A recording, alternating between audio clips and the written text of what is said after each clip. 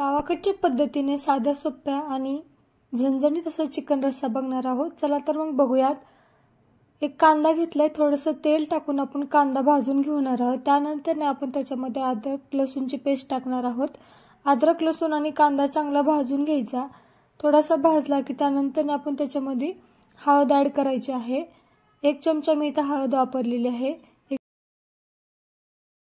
त्यानंतर आपण याच्यामध्ये चवीनुसार मीठ टाकायचं आहे आणि स्वच्छ असं धुवून घेतलेलं चिकन सुद्धा टाकायचं आहे।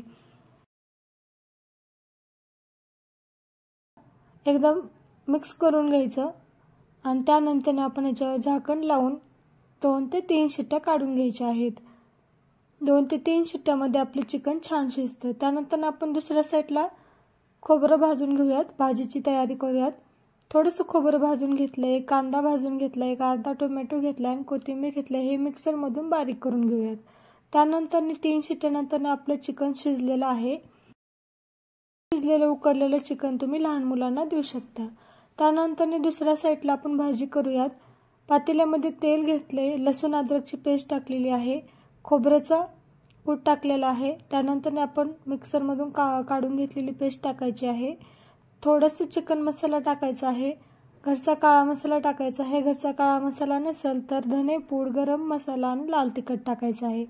मिक्स करून आपण उकडून घेतलेलं चिकन टाकायचं आहे आणि तुम्ही जेवढं तुम्हाला रस्सा पाहिजे त्यानुसार तुम्ही याच्यामध्ये गरम पाणी ऍड करायचं आहे। लक्ष करा की मीठ आपण उकडीला टाकलं आहे, त्यामुळे इथं टाकलेलं नाही। त्यानंतर आपण इथं गरम पाणीच यूज करायचं आहे, म्हणजे मस्त असं भाजीला आपली तर्री येते।